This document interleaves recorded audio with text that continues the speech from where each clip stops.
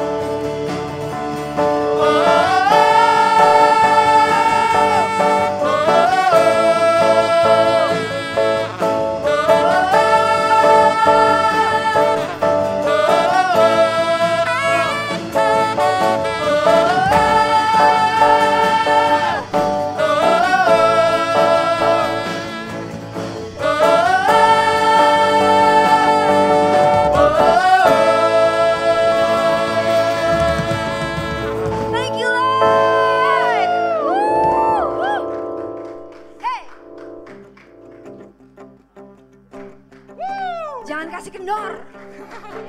Thank you Lord. Let's give Him praises. Hallelujah. Amen. I'll raise a hallelujah. Sing it, church. In the presence of my enemies. Yes. I'll raise a hallelujah. Louder than the unbelief. Louder than the unbelief. Sing it, church. I'll raise a hallelujah. My weapon is my melody. My weapon is a melody. I'll raise a hallelujah. Heaven comes to fight for me. Sing, I raise a hallelujah in the presence of my enemies. I raise a hallelujah in the presence of my enemies. In the presence of my enemies. I raise a hallelujah louder than the unbelief. I raise a hallelujah. My weapon is a melody. I raise a hallelujah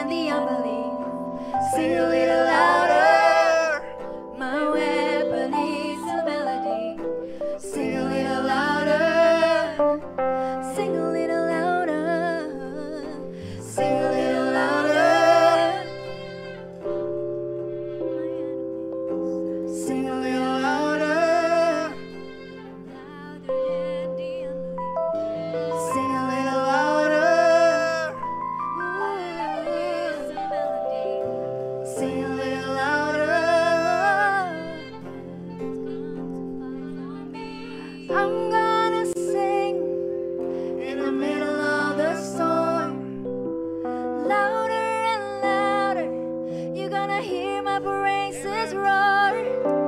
Up from the ashes, hope will arise. Death is defeated, the King is alive. I'm gonna sing in the middle of the storm, louder and louder. You're gonna hear my praises roar.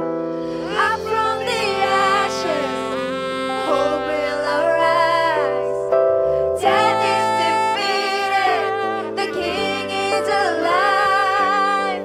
I'm gonna sing in the middle of the storm, louder and louder. You're gonna hear my praises roar. Up from the ashes, hope will arise. Death is defeated, the King is alive.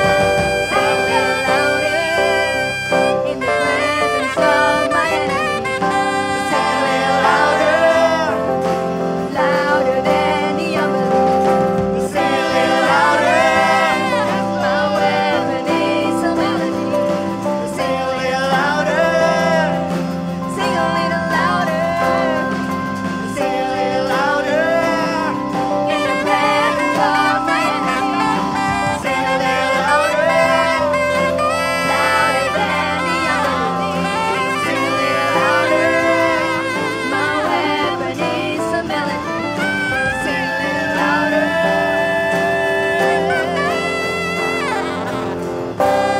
Amen. Thank you, Lord Jesus. We give you praise. You deserve all the glory, Lord God. Hallelujah.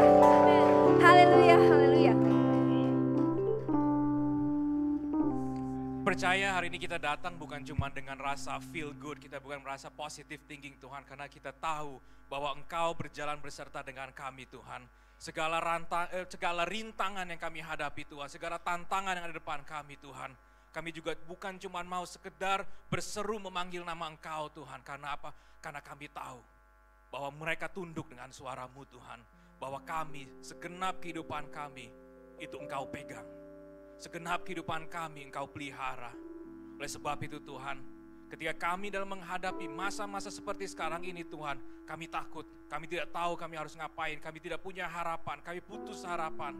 Tapi kami tahu, iman kami bekerja, itu berdasarkan apa yang telah Engkau lakukan di atas kayu salib Tuhan. Bukan karena perbuatan kami. Kami mau Tuhan, datang kepadamu siang hari ini. Kami sudah naikkan pujian kami, sembah kami Tuhan terhadap Engkau. Biarkan ini semua Tuhan menjadi sesuatu yang harum yang Engkau terima Tuhan.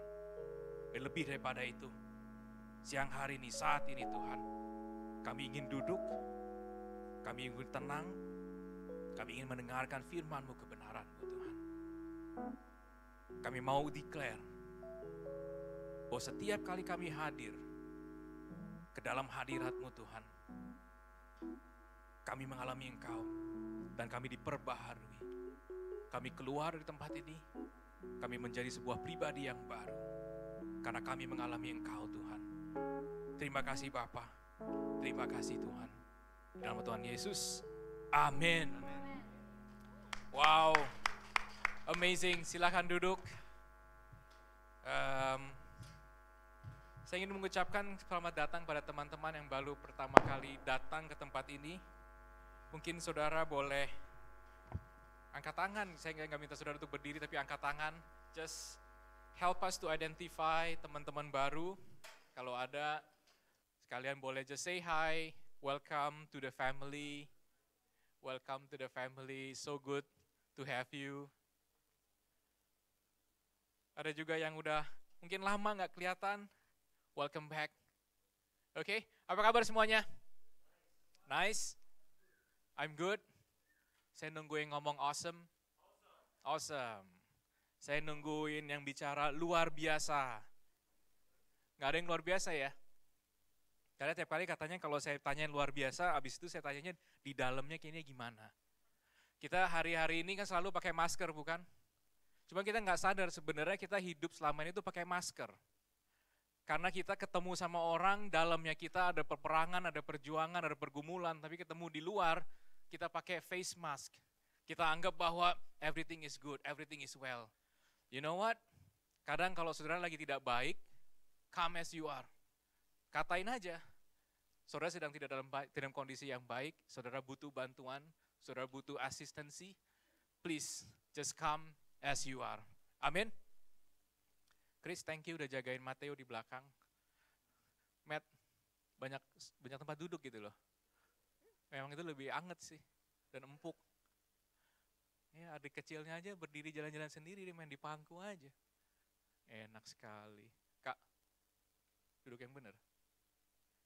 Ya, sorry, saya orangnya cepat terganggu dan saya sangat mudah terganggu.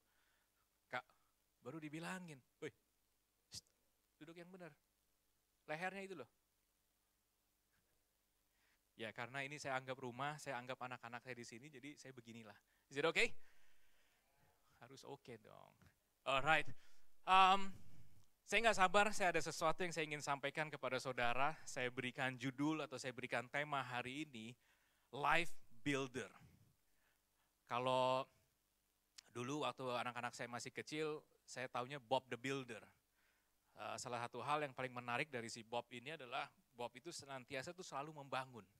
Dia build, ada sesuatu yang rusak, dia build up, ada sesuatu yang rusak, dia build lagi, ada sesuatu yang tidak ada, dia build. Nah, seringkali ternyata dalam kehidupan kekristenan, kita itu dituntut atau kita itu punya peran demikian. We are a life builder. Bukan cuma kita membangun kehidupan kita, tetapi saya ingin juga katakan bahwa kita punya tanggung jawab dan tugas untuk membangun kehidupan sesama kita. Amin. Jadi kita enggak cuma membangun kehidupan kita sendiri. Dan unfortunately hari-hari ini yang paling sering atau lebih mudah kita temukan adalah orang yang terlalu fokus terhadap dirinya sendiri. Dia membangun dirinya sendiri sehingga dia lupa ada orang-orang lain di sekitar dia yang kehidupannya juga perlu dibangun. Kita seringkali nggak sadar bahwa kita itu punya peran, kita itu punya pengaruh, kita itu punya tugas juga untuk membangun sesama. Ya, kita kalau ngelihat everything yang ditawarkan oleh dunia, oleh apa yang biasa kita temukan sehari-hari, it's all about you, it's all about me. Kita lupa tetangga kita, itu juga perlu kita bangun juga kehidupannya. Amin. Nah, hampir setiap minggu, siapapun yang berdiri di sini untuk menyampaikan firman Tuhan, atau siapapun yang berdiri di sini untuk lead the worship, atau everyone yang ada kesempatan di sini, atau mungkin saudara ketemu dengan leaders di setelah ibadah atau sebelum ibadah, kita ini nggak habis-habisnya berbicara atau mengajarkan, maupun mengingatkan saudara tentang betapa penting kita membaca firman, dan betapa penting kita membangun hubungan pribadi dengan Tuhan. Sebenarnya untuk apa sih? Kalau setiap minggu saudara itu sudah datang setiap waktunya, saudara terus diingetin, baca firman Tuhan, bangun hubungan pribadi dengan Tuhan. Untuk apa sih sebenarnya? Kita juga nggak capek-capeknya di sini mengencourage untuk saudara itu mencari sebuah komunitas yang sehat. Berkali-kali juga saya sampaikan di sini bahwa I found a very healthy community melalui Komsel di sini. Komsel yang mereka tidak sungkan, mereka tidak segan mengatakan apa yang saya perlu dengar ketimbang apa yang saya mau dengar. Kadang kita memiliki lingkungan yang saking menerima kita apa adanya, mereka pun juga tidak mau atau tidak berani mengatakan apa yang saudara perlu dengar. Karena apa? Takut tersinggung. Takut nanti dia nggak kerasan lagi di komunitas ini. Sehingga komunitas tersebut pun sebenarnya sugarcoat everything. Nah, saya ingin katakan sekali lagi bahwa firman Tuhan itu seringkali sebenarnya nggak enak untuk didengar. Firman Tuhan itu seringkali tidak enak untuk dilakukan. Karena apa? Berat. Cuman itulah yang perlu disampaikan. Kebenaran itu adalah kebenaran tanpa pandang sebuah situasi suasana hati saudara. Kalau saudara perlu dengar firman Tuhan yang keras, teguran yang keras, itu yang perlu disampaikan. Kalau saudara hidup keluar daripada jalan atau keluar dari koridor yang firman Tuhan katakan, saudara perlu diluruskan kembali. Nah, kadang komunitas itu tidak berani mengatakan demikian. Karena apa? Takut, nggak enak, tersinggung. Belum lagi adat kultur budaya kita. Ya kan? Kita seringkali itu menjaga etika, atas nama kearifan lokal bahasanya. Now, again and again, baca firman Tuhan. bangun hubungan pribadi, cari komunitas yang sehat. Buat apa sih? Kemudian ada lagi belakangan yang selalu berapa lama terakhir ini saya bilang apa? Tugas kita sebagai jemaat di gereja ini itu bukan untuk di gereja ini aja. Bukan within this four wall of the church. Bukan cuman di dalam lingkup gereja ini, tapi tugas kita itu sebenarnya di luar. Ada yang mungkin tugasnya itu sampai dengan hanya tempat parkir dari Art Hotel. Ada yang mungkin tugasnya dari beberapa kita itu sampai ke Sarinah. Ada juga mungkin yang tugas dari beberapa kita ini sampai ke Istana Merdeka. Ada juga mungkin yang sampai ujung sana. Nah, buat apa bolak-balik kita sampaikan itu terus? Kalau buat saya, udah ngelotok bahasanya. Setiap minggu, week in, week out, siapapun berdiri di sini, bolak-balik mengatakan hal yang sama. Nah, saya ingin katakan begini, Roma 8 ayat 15 sampai dengan 16. Dia bilang begini, sebab kamu tidak menerima roh perbudakan yang membuat kamu menjadi takut lagi. Tetapi kamu telah menerima roh yang menjadikan kamu anak Allah. Garis bawahi kita yang menjadi anak Allah. Oleh roh itu kita berseru, ya Aba, ya Bapa. Roh itu bersaksi bersama-sama dengan roh kita bahwa kita adalah anak-anak Allah. So what gitu kalau kita anak-anak Allah? Kita tiap minggu kembali datang ke sini, baca firman Tuhan. Karena kita sebagai anak Tuhan harus mengenal Bapa kita. Cara kita mengenal Bapa kita, baca Alkitab. Bangun hubungan pribadi. Terus saja diulang terus. Cari komunitas yang sehat. Bangun sesama. Kenapa? Karena kita anak-anak Allah. So what? Kita anak-anak Allah and then what? Kita kadang cuma tahu kita anak-anak Allah, kita declare kita anak-anak Allah, kita katakan kepada masalah kita bahwa saya ini anak Allah. Oleh sebab itu, masalah kamu pergi dari kehidupan saya. Oleh itu saya minta breakthrough untuk mujizat terjadi. Karena apa? Karena saya anak-anak Allah. You know sebenarnya yang jadi anak-anak Allah itu juga bukan cuma itu ternyata. Kita sebagai anak-anak Allah punya kewajiban untuk membangun kehidupan sesama kita. Seringkali kita nggak sadar bahwa kita itu terlalu inklusif. Kita itu mengatakan bahwa hubungan pribadi dengan Tuhan namanya aja pribadi. Buat apa kalau saya nggak membangun itu dengan Tuhan saya sendiri? Buat apa saya kemudian berfokusnya atau berkutat ngurusin kehidupan orang lain? Nah, kita perlu menyadari bahwa ada banyak paradigma cara kita berpikir itu yang sudah keliru.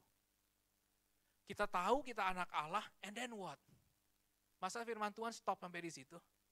Beberapa minggu belakangan ini saya selalu mengatakan tentang apa? Tentang kasihilah sesamamu.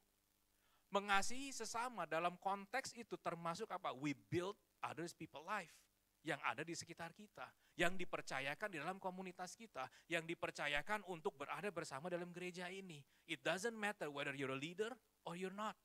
Tugas fungsi kita itu untuk membangun kehidupan sesama kita. Karena kita tahu kita nggak mungkin loh bisa hidup tuh sendiri. Kita nggak mungkin bisa hidup tanpa ada pengaruh orang lain. Tidak mungkin kita hidup di pandemi yang benar-benar ibaratnya apa ya, lockdown situation. Berapa banyak dari saudara tidak bisa berjumpa secara fisik dengan orang-orang yang saudara kasihi.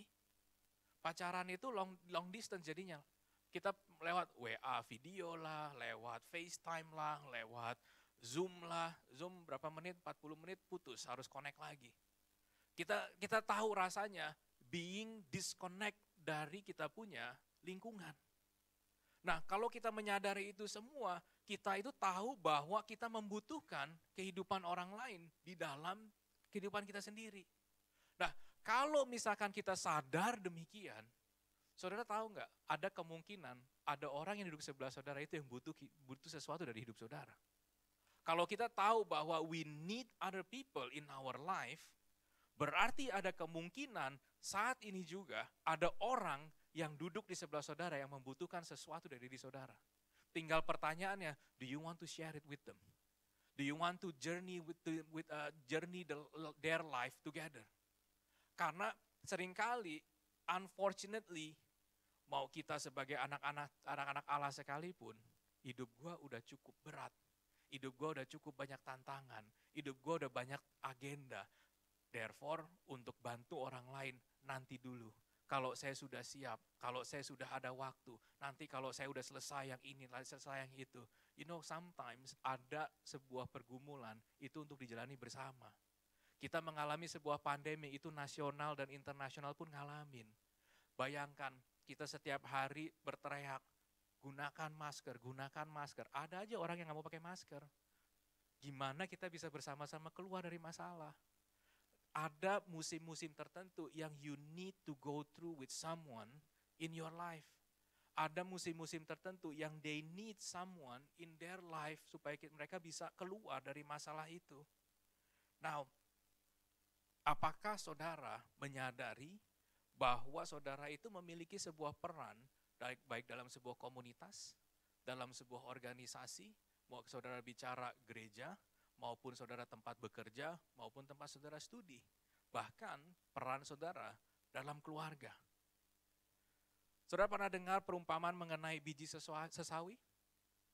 Kita buka di Matius 13 ayat 32.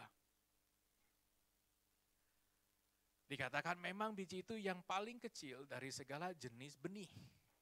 Tetapi apabila sudah tumbuh, sesawi itu menjadi lebih besar daripada sayuran yang lain, bahkan menjadi pohon, sehingga burung-burung di udara datang bersarang pada cabang-cabangnya. Dikatakan dari sesuatu yang paling kecil, ia kemudian tumbuh menjadi yang terbesar. Dan tidak hanya itu, ia juga menjadi tempat di mana burung-burung datang untuk bersarang. Hari ini, again, I will ask many questions. Saya akan banyak bertanya. Hari ini saudara perlu selidiki. Ada enggak benih-benih firman Tuhan atau bibit-bibit firman Tuhan itu yang tumbuh dalam diri saudara? Saudara perlu pertanyakan itu. Ada enggak benih-benih firman Tuhan yang tumbuh dalam diri saudara? Kalau ada, benih yang mana? Apakah cuman yang mengatakan bahwa I will do more than than what you can imagine? Apakah kita semua hanya berbicara tentang iman-iman atau janji firman Tuhan itu yang berhubungan dengan diri kita sendiri saja? Atau apakah kita sebagai anak Allah itu juga mengetahui bahwa ada benih-benih firman Tuhan itu yang perlu ditanam dalam diri kita supaya itu satu waktu dia akan tumbuh dan akan berbuah dan akan dinikmati oleh orang lain. Kenapa penting? Karena ini akan menjadi, kalau benihnya baik, buahnya baik. Tinggal permasalahannya adalah apakah saudara selama itu merawat benih itu sehingga dia tumbuh. Benih yang baik belum tentu bisa keluar kalau saudara tidak rawat dengan baik. Cuman kalau buahnya baik sudah pasti benihnya baik. Nah, saya suka dengan perumpamaan ini. Karena apa? Ternyata dari kehidupan seorang Kristen, itu ternyata seringkali itu cuma jadi tempat, sorry saya sebut brand, singgahnya orang. Kenapa jadi orang Kristen itu seringkali orang sensi, atau tersinggung, atau kecewa, karena seringkali mereka menganggap kehidupannya itu tanda kutip dimanfaatkan oleh orang lain. Apa yang saya maksud? Saudara pernah enggak? Lu lagi, just go about your life, just go about your own business. Tiba-tiba ada orang, mereka masuk ke dalam kehidupan saudara, dengan berbagai macam cerita, alasan kehidupan, intinya mereka butuh bantuan saudara, dia dapat bantuan saudara, selesai masalahnya, tiba-tiba dia hilang. Pernah ngalamin demikian? Pernah? Lu cuman lagi santai. Orang datang, Kak saya butuh advice. Kak saya butuh bantuan. Kak boleh gak bantu saya? Saudara bantu dengan sepenuh hati, dengan tulus hati. Masalahnya hilang, dia udah gak kedengeran lagi. Bisa nangkep maksud saya? Pernah ngalamin saudara? Apa yang saudara rasakan? Sebel? Ih banget orangnya, gak tahu diri, kok begitu? Kira-kira apa? Kalau dia datang lagi gimana? Apakah saudara akan masih membantu mereka? Apakah saudara akan berpikir 2 kali, 3 kali, 4 kali, yang lalu aja dia begini terus habis itu selesai. Istilahnya kalau lagi ada butuhnya. Saudara punya orang-orang yang demikian? Yang kalau lagi ada butuhnya dong datang? Ada? Manda dengan yakin, ada. Yang lain boleh berekspresi, nggak apa-apa, tidak dihakimi. Mungkin dari yang laki-laki dengan segala oranye-oranyenya mungkin lebih ngerasa yang gimana gitu kan. Pernah ngalamin demikian? Giliran susah, cari gue mati-matian. Giliran masalahnya selesai, batang hidung tidak kelihatan. Pasti kita pernah ngalamin semua kan? Saudara, kalau kita melihat ayat firman Tuhan yang tadi, boleh nggak kita ibaratkan kehidupan kita itu seperti pohon itu? Pohon itu cuman menjadi tempat dia berteduh. Tempat di mana dia punya objektif, punya tujuan, dan ketika objektif tujuan dia sudah terpenuhi, dia akan terbang. Pernah nggak saudara berpikir bahwa memang fungsi saudara dalam kehidupan mereka, itu cuma jadi tempat singgahnya mereka? Nah kalau saudara memahami itu semua, hak apa yang saudara miliki untuk merasa sedih dan kecewa? Bukankah tugasnya kita memang seperti itu, untuk menaungi doang? Untuk menjadi tempat di mana mereka berteduh. Untuk menjadi tempat di mana mereka bersarang.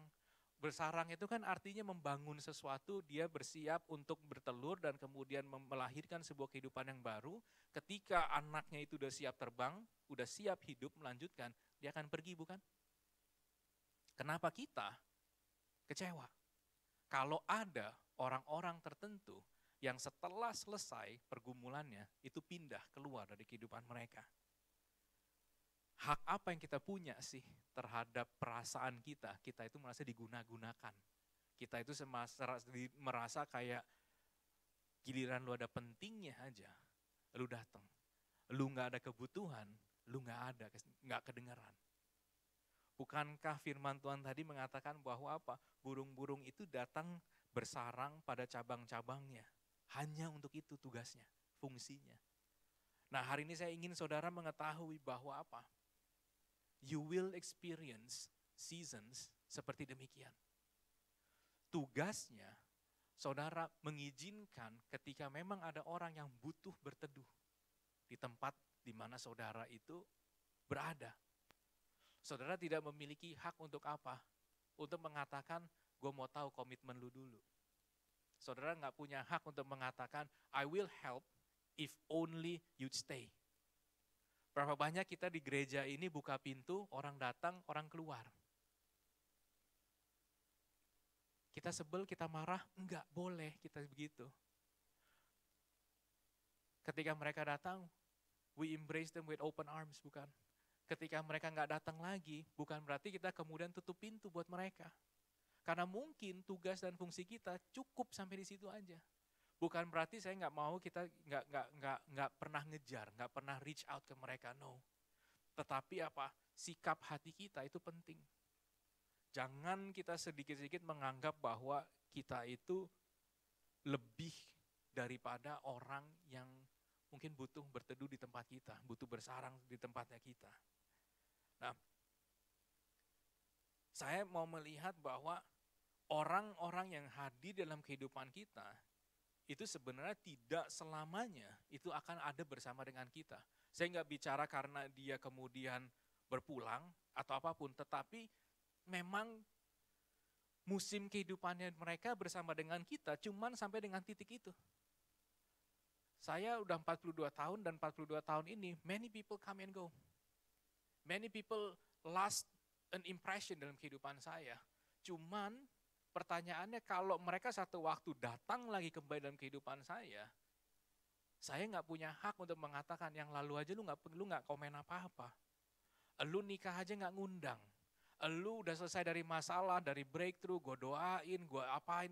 Lu nggak pernah aja ngirim say happy birthday. Lu nggak pernah ngomong untuk selamat hari Minggu. Lu nggak pernah bla bla bla bla. Karena memang mungkin fungsi atau peran kehidupan kita itu hanya di dalam musim-musim tertentu itu saja. Kadang ada yang hanya untuk berteduh. Ketika badai dalam kehidupan mereka itu sudah lewat, ya mereka pergi, mereka melanjutkan kehidupan mereka. Nah itu yang sangat sulit kadang untuk kita sebagai anak-anak Allah itu terima. Kadang kita menginginkan orang-orang yang datang itu stay forever in our lives. Kadang kita terlalu egois untuk memaksakan bahwa lu gak boleh begitu dong jadi orang. Berapa banyak yang ngelewatin sebuah masalah bersama, kita brothers, kita sisters. Begitu sebuah masalah itu selesai, mana adik-adik lu, mana kakak-kakak lu, where's your sisters and brothers? Oh udah bubar. Terus ya udah selesai. Our sisterhood cuma ternyata sampai 1 musim. Our brotherhood ternyata cuma sampai 2 musim atau 3 musim. Kita kemudian ngerasa bahwa aduh ternyata perjalanannya begini doang. And therefore saudara menjadi pelit untuk kemungkinan-kemungkinan yang akan datang di masa depan. Ada orang yang butuh saudara punya advice, ada orang yang butuh saudara punya bantuan, ada orang yang butuh saudara punya pengalaman. Yang lalu aja kenyataannya dia nggak balik. Kalau sekarang ada orang yang baru mau coba ngambil atau minta butuh bantuan dari saya, what's in it for me? Apa untungnya buat saya? Oleh sebab itu, saya nggak mau bagi daripada nanti saya sakit hati lagi, daripada nanti saya kecewa. Jadinya apa? Saudara withheld the goodness yang sudah Tuhan taruh dalam kehidupan saudara. Saudara kemudian kekem itu semuanya, saudara nggak mau bagi. Don't be like that. Don't be that tree. You know, ada beberapa jenis pohon itu yang kalau buahnya tidak dipanen itu menjadi busuk dan kemudian pohon itu menjadi sakit. Ada buah yang memang harus dipanen, mau tidak mau harus dipanen. Ada buah yang so no matter how long itu ditahan, tidak mau sedemikian melihat orang lain untuk menikmati, mendingan gue busuk aja deh. Banyak dari kita, jangan jadi pohon yang demikian. Buah yang kita hasilkan itu untuk orang lain. Buah yang kita yang sudah bibit kita rawat sedemikian, biarkan ketika ia berbuah, biarkan orang yang memetik hasil itu. Amin. Saya ingin tanya teman-teman di sini, ada yang tahu visi gereja Creative City Worship? Ada yang ingat visi kita? Beberapa leaders langsung begini. Visi dari Creative City Worship. Yang bisa menjawab dengan benar, kita makan siang.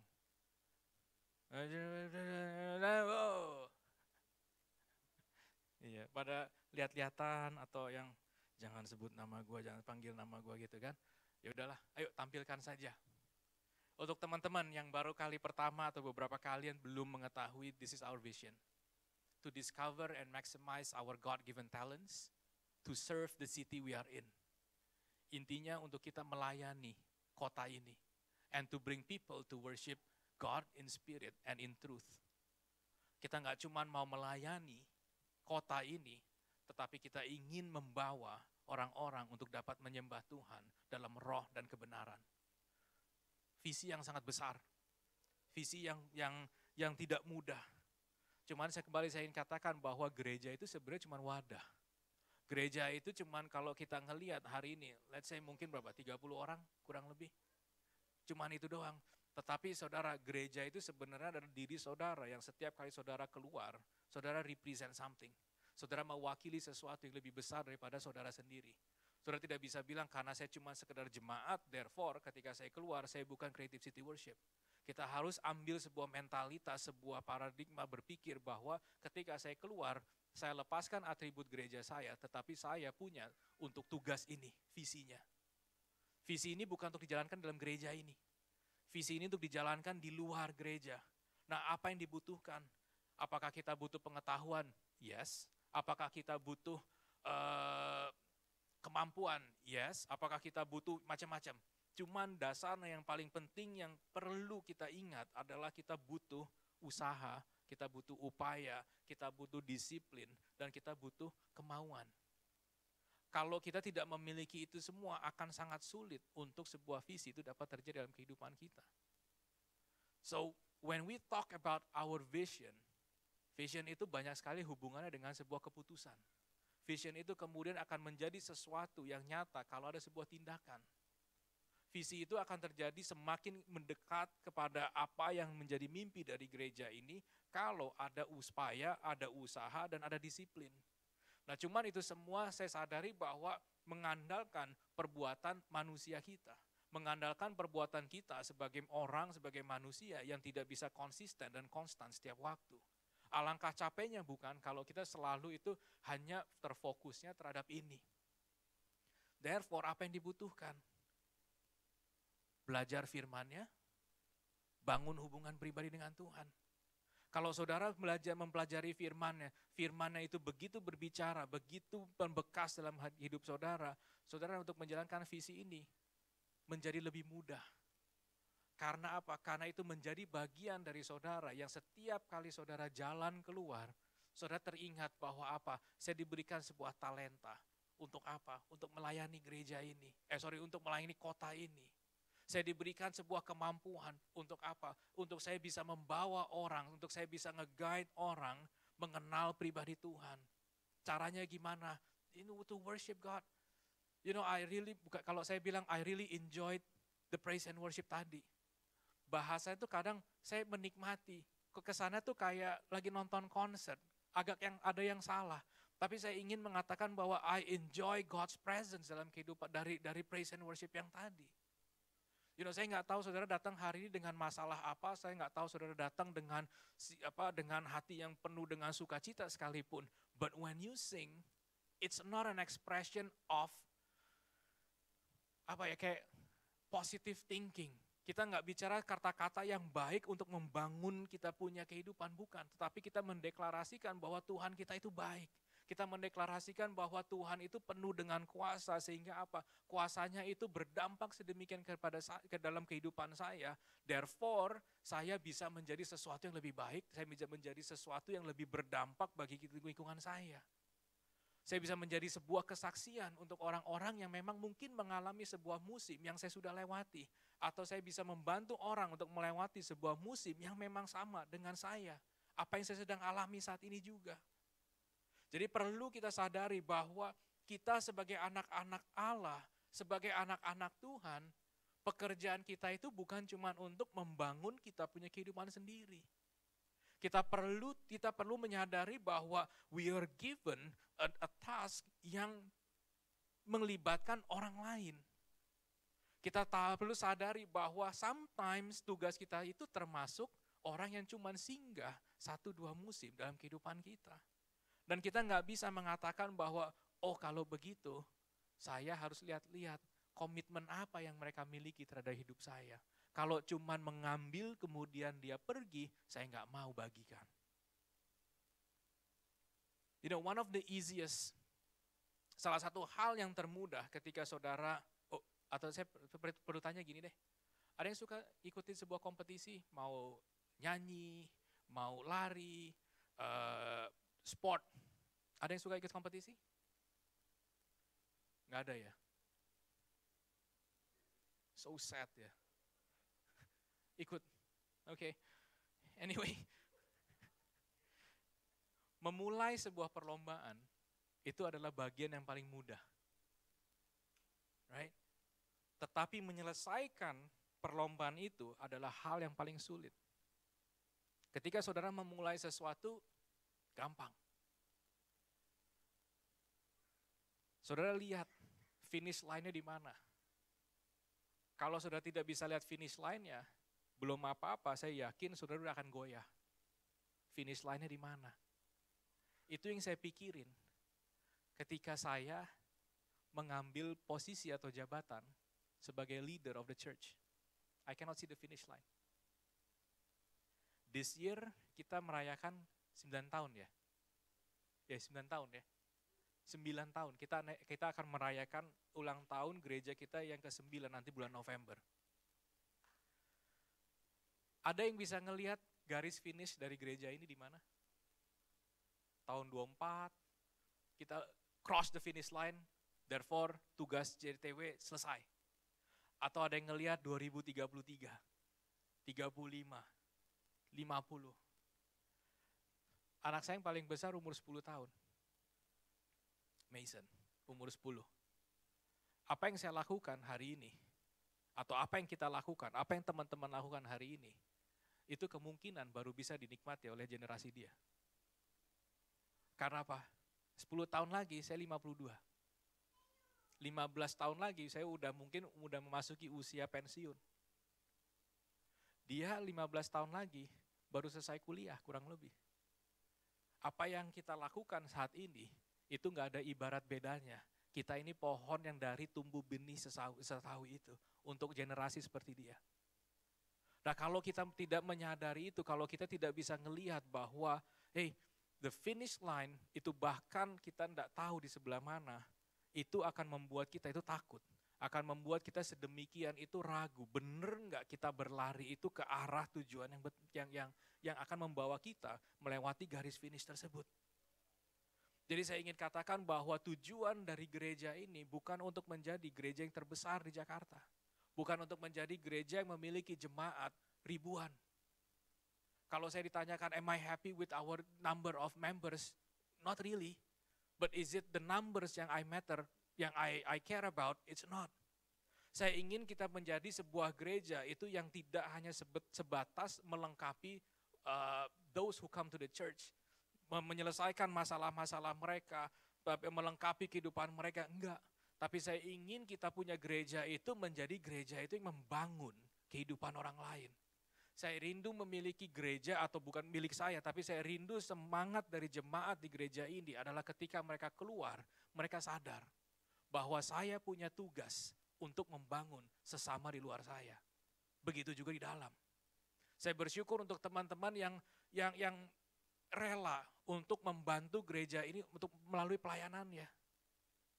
Kalau beberapa minggu yang lalu bolak-balik saya katakan, saya bilang teman-teman dari departemen ini yang saya sering kelewatan itu ternyata dari teman-teman praise and worship.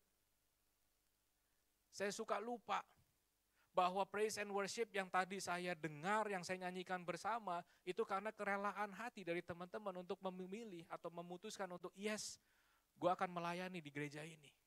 So thank you sekali lagi untuk teman-teman yang menyediakan waktu untuk mengambil pelayanan. Tetapi saya ingin juga kemudian tidak hanya ngelihat sebatas, pelayanan itu sebatas jadwal. Pelayanan itu sebatas agenda. Saya mau kita belajar untuk melihat bahwa our life is a ministry. Our life adalah sebuah bentuk pelayanan. Saya nggak pernah lupa kalau waktu itu Om Titus pernah bicara begini di tempat ini. Kehidupan kita itu kadang-kadang atau jangan-jangan itu menjadi satu-satunya Alkitab yang orang itu pernah baca. Saudara, kalau ada orang yang tidak pernah membaca Alkitab dan dia tidak pernah melihat dari kehidupan saudara, that is very concerning. Karena kita punya kehidupan itu seharusnya mencerminkan apa yang ditulis dalam firman Tuhan. Kehidupannya kita itu seharusnya menyuarakan firman Tuhan. Kalau kita bicara bahwa kita kenal, kita sebagai anak-anaknya, kita tahu, tetapi kita tidak melakukan, therefore orang gak bisa ngelihat bahwa we are the walking Bible. That is very tragic, very unfortunate I have to say. Kalau orang bilang, lu gak bisa baca Alkitab melalui kehidupan gua. Bagian mana yuk kehidupan lu yang sama dengan Alkitab? Itu sangat-sangat menyakitkan. Bahwa kita sebagai anak-anaknya, itu orang lain tidak bisa melihat apa yang ditulis, apa yang dikatakan oleh Bapa kita sendiri. Therefore ketika kita keluar, kita harus sadar bahwa kita ini a walking Bible. Kita ini mungkin satu-satunya representatif dari Bapa kita yang mereka akan pernah bersinggungan langsung. Amin. Nggak mudah. A spirit-led life, kehidupan yang dipimpin oleh Roh Allah, itu akan membuahkan perbuatan yang sejalan dengan ajarannya. Dan akan memberikan dampak yang baik dan akan membangun sesama kehidupan kita. Pertumbuhan yang kita alami, buah yang kita hasilkan, itu bukan untuk diri kita sendiri. Melainkan untuk apa? Untuk sekitar kita. Firman Tuhan katakan apa? Kasihilah sesamamu. Stop. Enggak, seperti kamu mengasihi diri kamu sendiri. Alkitab tidak mengatakan kasihilah dirimu sendiri, selesai. No, seperti. Therefore apa? You need to be able to love one another as if they are your own. Sama seperti jikalau saudara mengasihi diri saudara sendiri. Minggu lalu saya singgung ayat ini dan saya memutuskan untuk tidak go through last week. Saya mau kita bahas ini minggu ini. Yohanes 14 ayat 6. Sebuah ayat yang berbicara sangat keras untuk kehidupan saya. Dikatakan kata Yesus kepadanya, akulah jalan dan kebenaran dan hidup. Tidak ada seorang yang datang kepada Bapa kalau tidak melalui aku. 3 hal yang saya ingin saudara itu pelajari bersama. Ketika saudara membangun kehidupan saudara sendiri, ingat sesama. Melalui jalan, melalui kebenaran, dan melalui hidup. Poin yang pertama, jalan. Salah satu peran gereja, I believe any churches, adalah untuk membantu, meng-guide, menuntun mereka yang membutuhkan sebuah atau memerlukan sebuah bantuan atau jawaban. Saya nggak bisa bilang bahwa jawabannya itu di gereja. Kalau saudara mengatakan bahwa saya temukan jawaban di gereja itu, I hope it's not this church. Jawaban yang gereja ini boleh berikan, itu komunitas. Tetapi kalau saudara menemukan jawaban atas masalah saudara di gereja ini, saya takut. Karena jawabannya itu mestinya Tuhan. Mestinya firman Tuhan. Tetapi kalau saudara mengatakan bahwa I found the healthy community in Creative City Worship, I'm happy. Jadi tugasnya kita itu meng-guide mereka. Tugasnya kita itu to reveal the truth. Tugasnya kita itu to reveal the way. Melalui apa? Banyak. Kehidupan kita, pelayanan kita, macam-macam. Dan yang paling penting saya perlu garis bawah di sini adalah apa? Gereja ini adalah saudara dan saya. Gereja ini kembali hanyalah sebuah wadah. Tetapi you and I are the church. Jadi kemanapun saudara pergi, kemanapun saudara berada, kemanapun saudara ditempatkan, you are the church. Jadi kita perlu menyadari bahwa gereja itu lebih daripada cuma sekedar bangunan, lebih daripada cuma sekedar organisasi. Jadi kalau secara nggak langsung kita menyadari bahwa setiap daripada kita, saudara dan saya, itu memiliki peran untuk dapat membantu mereka yang membutuhkan pertolongan. Tugas peran kita itu bukan untuk menjadi jawaban bagi mereka. Tetapi untuk membantu mereka menemukan jawaban. Kita nggak bisa menjadi jawaban, gereja ini tidak bisa menjadi jawaban sekalipun.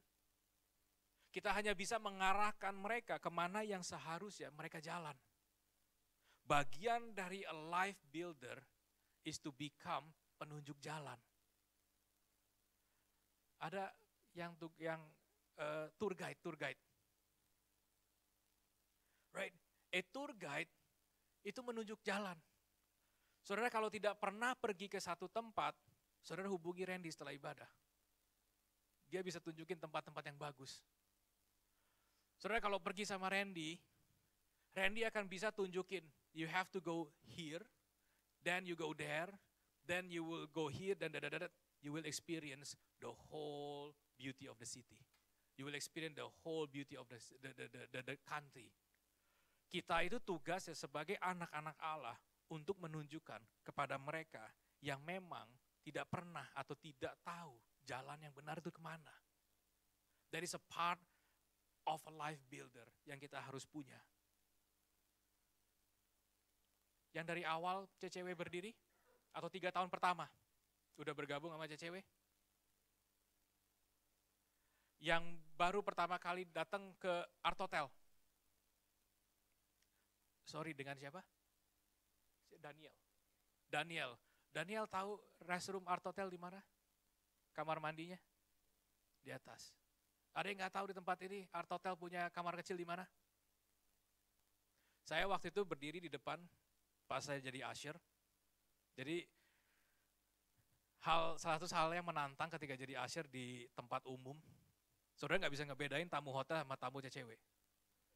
Jadi what you do is, setiap orang yang datang kita bukain pintu kan. Kalau dia nanya tempat makan, itu semua tempat makan Pak. Kalau ditanya Art Hotel, oh saya bisa anterin dan lain-lain. Nggak jarang pula orang nanya, Mas, WC-nya di mana?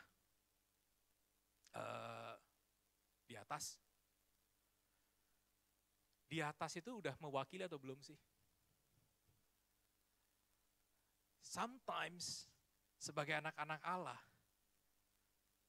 tugas kita itu, gue ngeliat tigaan ini agak-agak mengganggu. Karena nggak tahu kenapa tiba-tiba ilustrasinya tuh WC. Saudara bayangin kalau asyirnya kita pakai baju orange seragam kayak gini, nanya ke WC, mereka bertiga yang nganterin ke WC. Bubar men di kamar mandi. Oke, kembali. Saya ingat awal-awal kita ibadah. I don't even know why we put slide kamar mandi CCW, kamar mandi Art Hotel itu di lantai mezanin. Anybody knows, anybody remember kenapa kita taruh informasi itu? Di welcoming slide Creative City Worship pada awal-awal tahun, kamar mandi Art Hotel itu terletak di lantai mezanin. Itu ditulis. I don't know why. Manda ingat kenapa? Maybe cuman karena informasi aja. Mungkin karena kita nggak tahu lagi mau tulis apa, kita kasih tahu WC-nya di lantai M. Ada juga teman-teman dari tempat ini yang saya pernah ngelihat, saya anterin. Saya ingat, bro, jangan jadi modus. Yang tanya itu perempuan, you get a women usher, a female usher untuk anterin dia. Lu jangan laki nganterin a female guest ke kamar mandi. Itu konotasinya nggak baik. Lu mending cari yang female. Tapi anyway, apa sih relevansinya? WC sama sermon saya pada siang hari ini.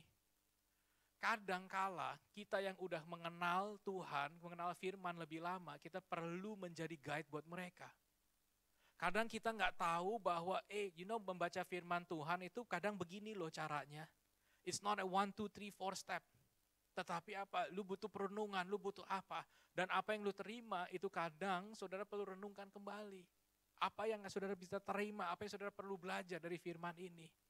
Lokasi WC Art Hotel itu ibaratnya seperti orang-orang yang baru kali pertama datang ke tempat ini dan dia nggak tahu kamar kecilnya di mana. Saudara pernah ketemu dengan saudara punya teman keluarga yang baru mengenal Tuhan? Ada dalam kehidupan saudara? Lah kalau saudara tidak bisa nge-guide mereka, what is it to become his children? Saudara perlu bantuan orang lain yang mungkin udah lebih mengenal. Saudara perlu akui bahwa, you know what, actually I need help juga di departemen itu. Dan oleh sebab itu saudara perlu datang, saudara perlu cari orang yang lebih mengenal firman Tuhan. Saudara perlu memberanikan diri untuk mencari bantuan supaya apa? Supaya saudara pun juga mengalami apa sih yang namanya menjadi anak-anak Allah. So my relevansi cerita lokasi kloset, lokasi toilet dari Art Hotel adalah kita yang sudah berpengalaman lebih, kita yang sudah mengenal firman Tuhan, itu seharusnya dapat memberikan guidance kepada mereka. Bagi mereka yang baru mengenal firman Tuhan. Kehidupan kita itu sudah lebih lama mengenal pribadi Tuhan, itu dapat memberikan sebuah panduan kepada mereka yang baru mengenal Tuhan. Dalam Mazmur 119 ayat 105 dikatakan, firman-Mu itu pelita bagi kakiku dan terang bagi jalanku. Pelita bagi kakiku. Pelita itu diletakkan mungkin di atas, tapi sinar dari pelita itu tidak disorotkan kepada bagian muka dari orang. Kadang kita perlu sadari bahwa when we teach someone the truth of the Bible, kalau kita mengkoreksi kehidupan orang, Itu firman Tuhan ya yang kita sorotin kepada kehidupan mereka. Ini loh kamu salahnya. Jadi saudara itu bukan membantu mereka tetapi menghakimi mereka ternyata. Kita perlu menyadari bahwa pelita memiliki fungsi untuk menerangkan. Demikian juga firman Tuhan dalam kehidupan kita. Kalau kehidupan kita sedemikian menyimpang, firman Tuhan itu akan membantu menerangkan. Begitu juga kehidupan orang lain. Kalau ada saudara punya teman, saudara punya kolega, saudara punya keluarga yang butuh terang dari firman Tuhan, apa yang saudara perlu lakukan? Saudara perlu doakan mereka. Saudara bukan perlu mendatangkan, ini loh baca. Alkitab itu bilangnya begini, bukan demikian guys. Kita perlu membantu mereka untuk melihat bahwa this is the truth of the Bible, this is the truth, the word of God. The word of God mengatakan demikian. Jadi kita bukan untuk menyilaukan atau meng-highlight kesalahan orang atau ketika mereka menyimpang dari firman Tuhan. Yang terjadi ketika saudara menyoroti kesalahan mereka dengan firman Tuhan, saudara menghakimi mereka. Tadi sebelum ibadah saya sedikit bicara dengan Bayu, isu yang cukup sensitif beberapa tahun terakhir. Untuk as a Christian, where do we stand against sesuatu yang sangat kontroversi? Saya sendiri bukan diajarkan, tapi saya sendiri seringkali mendengar apa? Saudara bukan membenci manusianya, tetapi saudara membenci dosa yang manusia itu lakukan. Seringkali karena kita sebagai orang Kristen itu dituntut untuk mengambil a clear stance, untuk kalau orang itu berdosa, therefore orang itu pun juga saudara harus potong dari kehidupan saudara. Saudara perlu belajar untuk memisahkan, atau kita perlu belajar memisahkan manusianya sama dosa yang dia lakukan. Bayangin kalau cuman setiap orang yang berdosa, yang saudara anggap itu menyimpang dari firman Tuhan, therefore you putusin dalam kehidupan saudara. Kita gak jadi anak-anak Tuhan. Gereja ini bahkan makin kosong. Awal-awal kita ibadah, ada seorang ateis. Dia dengar kita lagi latihan, dia masuk, dia orang barat, tapi dia lama sekali di Indonesia, jadi dia bisa bahasa Indonesia. Dia tanya macam-macam, kemudian sorry, tapi dia lihat pemusik kita, worship leader kita, tatoan. Yang bertato angkat tangan. Yang tatonya di sini nih, duaan tuh. Dia berdiri di belakang, dia lihat, loh, kenapa kamu mengizinkan you punya tim worship itu bertato? Emang gak boleh? No, kesannya negatif. Padahal mereka hatinya baik sekali. Singkat cerita, dia cerita sendiri bahwa saya ini seorang ateis. Saya jarang berinteraksi dengan gereja langsung. This is bisa dihitung dengan 2 tangan saya. Saya masuk ke sebuah gereja karena saya nggak tahu kalau ini ternyata gereja. Tapi impression yang ketika saya lihat, ada orang bertato, berdiri di sini, terlibat dalam pelayanan, buat saya itu menyimpang. Seorang ateis. Saya butuh hikmat Tuhan untuk menjawab ini orang. Saya butuh bagaimana saya bisa merespon terhadap ini orang. Tapi saya cuma bilang, Pak, kalau Bapak expect setiap orang itu benar, ini gak ada orang. Karena kita pasti fall short on something. You know, Tuhan itu sedemikian mulia. Tuhan itu sedemikian kudus. Kita, sekalipun anak-anaknya, emang kita kudus dan mulia seperti dia? Bayangin, anak saya, kalau malam mau naik ke kasur saya pun, lu cuci-cuci dulu. Gimana Bapak kita di surga? Lu mau datang dengan segala kondisi, dia terima loh. Kita perlu memperbaharui, kita punya cara berpikir. Baik dengan firman-Nya maupun cara kita berlaku. Kita dapat membantu orang-orang di sekitar kita itu untuk mengarahkan mereka ke jalan yang benar.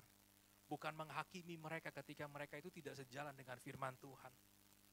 Jadi saya ingin meminta saudara itu untuk mengizinkan diri saudara itu, while you are building your life, also build others. Ketika saudara membangun kehidupan saudara sendiri, jangan lupa, Ada orang-orang yang kehidupannya butuh dibangun juga. Poin yang kedua, kebenaran atau the truth. Ada sebuah quotation dari someone, saya pernah dengar, dia katakan gini, a Christian life is not an education, it is an encounter. Kehidupan kekristenan itu bukan kehidupan yang dipelajari, tetapi kehidupan yang penuh kita hadapi dengan perjumpaan. Berapa banyak kita sering dengar bahasa Bible study, belajar Alkitab. Nggak salah sih, kita perlu belajar untuk mengerti, bukan? Tetapi cara kita pendekatan menjadi anak-anak Allah, ternyata kebenaran itu adalah sebuah pribadi, adalah seseorang. Dialah Yesus. Kebenaran itu kita ketika kita belajar Alkitab atau kita bergereja, kita berjemaat, kita itu bukan mempelajari apa yang benar dan apa yang salah menurut Alkitab. Tetapi kita mengalami Tuhan, kita mengalami Yesus, dan dari situ saudara akan sadar dengan sendiri mana yang sejalan dan mana yang tidak sejalan. Then you will know the truth, dikatakan. Ketika saudara know the truth, saudara nggak mau lagi melakukan yang salah, bukan? So it's no longer about your doing. Tetapi dari sesuatu yang dalam diri saudara, saudara experience it, then it change you. Ketika it change you, saudara tahu yang mana yang berkenan oleh Bapa, yang mana tidak berkenan lagi. It's no longer about boleh atau tidak boleh. Kalau saudara ngikutin Alkitab, 10 perintah, saudara fail one, you fail the another 9, you fail all. Tetapi kalau kita itu udah nggak lagi bahasanya, oh kalau saya ini nggak boleh, yang boleh ini, kita udah nggak gitu lagi. Karena apa? We experience the person, we experience God. Dengan timbul dengan sendirinya bahwa kita akan tahu mana yang berkenan di Bapa dan mana yang tidak lagi berkenan. Bagaimana kita mengenal kebenaran? Again, bukan step 1, 2, 3 ternyata dalam kekristenan. Tetapi Yohanes 8 ayat 31 sampai dengan 32 dia katakan begini. Yesus berkata kepada orang-orang Yahudi yang sudah percaya kepadanya. Orang-orang yang sudah percaya kepadanya. Saudara sudah percaya dengannya? Kalau sudah percaya, dia katakan begini, kalau kalian hidup menurut ajaranku, kalian sungguh-sungguh pengikut aku, maka kalian akan mengenal Allah yang benar. Guys, if you know the truth, you walk with Him daily, saudara akan mengenal Allah yang benar. You will experience God. That's why saya nggak akan capek, teman-teman yang berdiri di sini pun nggak akan capek. Baca firman Tuhan, bangun hubungan pribadi. Karena apa? Saudara akan mengenal Allah yang benar. Saudara akan mengenal the truth itu sendiri. Saudara nggak lagi akan mengenal kata si Mario begini, kata si Sela Tuhan begini. No, udah nggak begitu lagi. Tapi you will experience Him. Therefore, saudara tahu. Bayangkan kalau kita punya let's say, cara berpikir yang sama untuk seluruhnya, untuk segalanya. Ketika kita keluar udah bukan kata Alkitab lagi. Kita nggak usah bawa Alkitab terus, Pak. Tapi kita tahu bahwa apa? This is what I believe. Kalau saudara percaya isi Alkitab, saudara pun akan menghidupinya. Dan saudara pun akan ketika keluar, you know what? Something is different with this person. Ketika dunia mengajarkan kalau kamu cuman digunakan untuk membantu dia, cuma-cuma, dan habis itu dia pergi, itu orang nggak tahu diri, ngapain lu bantu lagi. Tetapi when you know the truth, saudara, you are the tree yang cuma dipakai untuk mereka berteduh. Saudara cuma dipakai untuk tempat mereka itu membangun sesuatu dan ketika mereka sudah bangkit, mereka sudah jadi, mereka pergi. It's okay. Kadang kita terlalu kadang kita terlalu sensitif untuk mengangkat bahwa dia itu jadi orang karena gua. Dia itu berhasil karena gua. Dia itu selesai dari masalah. Dia mengalami mujizat karena gua doain. Kalau bukan gua yang doain gak selesai masalah dia. Kita hebat katanya. Seringkali kita menganggap bahwa it's us, it's me, it's my doing. Kita perlu sadari bahwa kebenarannya Tuhan itu kembali, it's sebuah experience, it's a personal encounter yang saudara bisa bantu teman-teman saudara yang membutuhkan perkenalan, perjumpaan pribadi dengan Tuhan. Praise and worship. Kenapa praise and worship nggak di belakang setelah kita dengar sermon? Kita nggak coba bangun sebuah atmosfer. Tapi tujuannya salah satunya sebenarnya adalah apa? Untuk mempersiapkan kita. Saudara datang tadi hujan, macet, cari parkir susah dan yang lain-lain. When you come here, saudara butuh pemanasan ibaratnya. The praise and worship session itu ada berkat sendiri. Itu bukan cuman kayak mengisi jadwal, bukan. Saudara itu waktunya untuk saudara declare something. Itu waktunya untuk saudara mengatakan sesuatu kepada Tuhan, pribadi.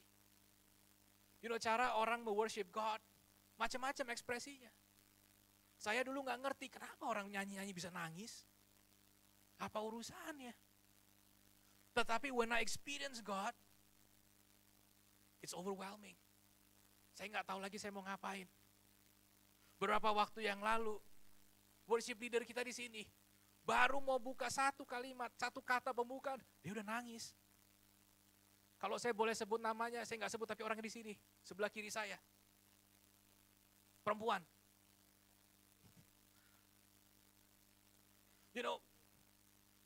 Sorry Rati, gue gunakan lu sebagai contoh. Tapi when Rati about to sing, dia mau mengungkapkan perasaan dia tuh Tuhan, ini lagu begitu powerful. It speaks so much depth tentang apa yang Yesus telah lakukan dalam kehidupannya dia. Dia pun gak bisa berkata-kata. Itu kalau momon gak peka, ayo do something. Gue gak nyanyi, gue gak tahu yang ini lainnya gimana. Apa yang dia lakukan? Dia cuma rangkul Rati. Rati ngapain? Dia cuma nangis. Momon bingung. Gue gak belajar lagu yang ini mesti lagunya dia. When you experience God, a lot of things yang kita gak bisa kontrol itu akan terjadi. When you experience the truth in your life, dikatakan sebegitu powerful. Saudara itu tadi kita dalam nyanyi kita, saudara itu seperti ciptaan baru, bukan? Sebegitu berkuasanya loh, kebenaran kalau saudara izinkan itu bekerja dengan full extent. You are a new creation. Saudara sebuah ciptaan yang baru, bahkan dikatakan ajarannya dan firmannya itu memiliki kuasa yang sedemikian.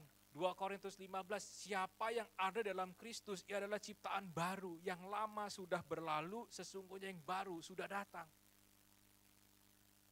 You are a transformed person.